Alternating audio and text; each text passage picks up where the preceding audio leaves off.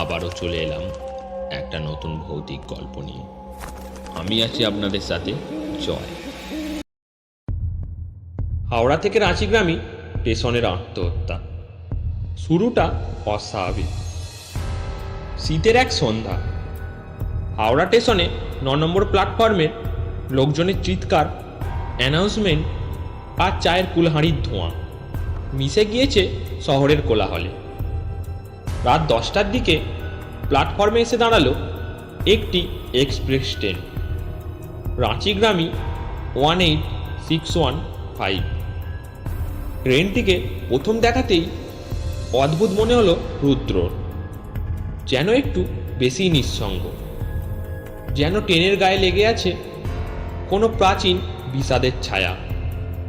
বন্ধুদের কাছ থেকে সে শুনে এসেছিল এই ট্রেনটা অভিশপ্ত।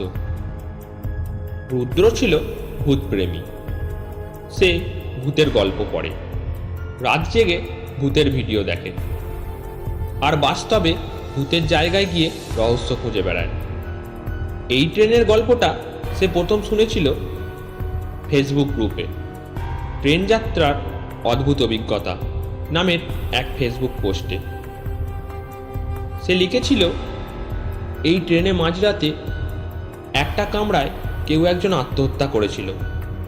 তারপর সেই কামরায় উঠলেই অদ্ভুত অদৃশ্য শব্দ শোনা যায়, নিঃশ্বাস ফেলার আওয়াজ, আর মাঝে মাঝে ট্রেনের চলন্ত অবস্থায় হঠাৎই কেউ দরজা খুলে বাইরে লাফিয়ে পড়ে।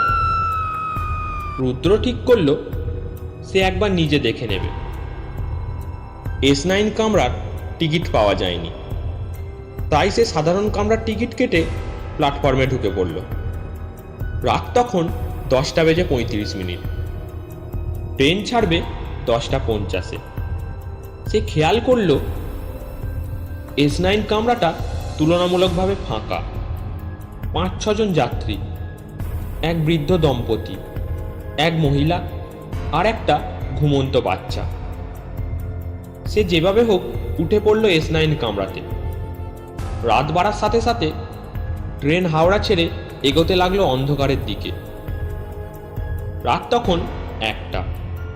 ট্রেন ঝাড়গ্রাম অতিক্রম করছে। কামরার আলো কমিয়ে দেওয়া হয়েছে, সবাই ঘুমিয়ে পড়েছে। রুদ্র জানালার পাশে বসে বাইরে তাকিয়ে ভাবছিল, এসব গুজব ছাড়া আর কিছু না। হঠাৎই সে টের পেল তার পাশের সিটে কেউ বসে পড়েছে। সে চমকে তাকালো, কিন্তু কেউ নেই। আবার একটা চাপা নিঃশ্বাস, যেন ঠিক কানের পাশে কেউ দীর্ঘশ্বাস ফেলছে। কাঁধে একটা ঠান্ডা হাওয়ার স্পর্শ। রুদ্র মোবাইলের টর্চ জ্বালিয়ে তাকালো চারপাশে।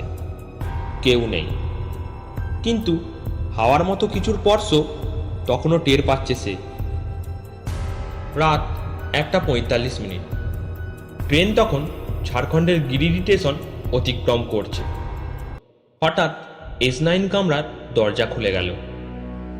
ঠাস করে আওয়াজ হলো, কিন্তু ট্রেন চলছিল। দরজা দিয়ে ঢুকলো একজন মহিলা, মুখটা কাপড়ে ঢাকা, গায়ে সাদা শাড়ি। ধীরে ধীরে এগিয়ে এলো মাঝের বার্থের দিকে। রুদ্র স্তব্ধ হয়ে তাকিয়ে রইল। কেউ কিছু বলছে না, সবাই ঘুমিয়ে। অথচ হঠাৎ রুদ্র দেখল মহিলাটি হাওয়ায় ভেসে চলেছে। পায়ের কোনো আওয়াজ নেই, এবং সে সোজা এসে বসে পড়ল সেই সিটে, যেখান থেকে 1 বছর আগে আত্মহত্যা করেছিল এক মেয়ে। নাম ছিল রুক্মিণী। 1 বছর আগে এই S9 কামরায় এক তরুণী ট্রেনের চলন্ত অবস্থায় দরজা খুলে লাফিয়ে পড়ে আত্মহত্যা করে। তার নাম ছিল রুক্মিণী। রাঁচিতে চাকরি করত।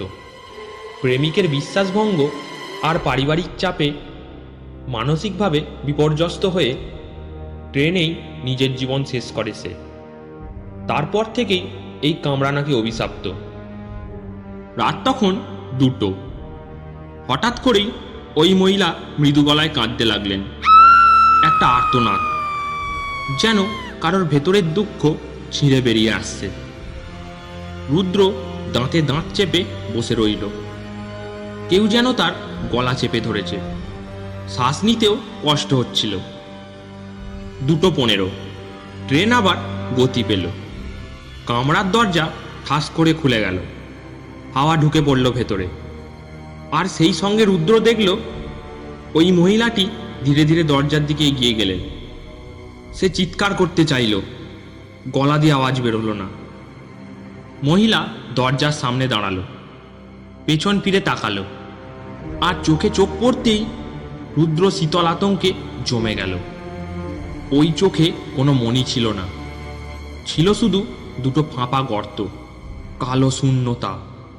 তারপর ঝাঁপ, আর কোনো আওয়াজ নেই।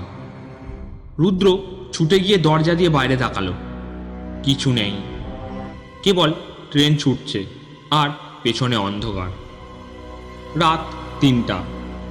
কামরার আলো জ্বলে উঠল একবার। সবাই জেগে উঠল। এক বৃদ্ধ বলে উঠলেন, এই মহিলা এখানে কবে উঠলেন? রুদ্র তাকিয়ে দেখে স্তব্ধ। সেই সাদা শাড়ি পরা মহিলা ঠিক আগের জায়গায় বসে আছে, মাথা নিচু করে। পার্ট 2 শোনার জন্য চ্যানেলটাকে সাবস্ক্রাইব করুন। পার্ট 2টা আরও ভয়ঙ্কর হতে চলেছে।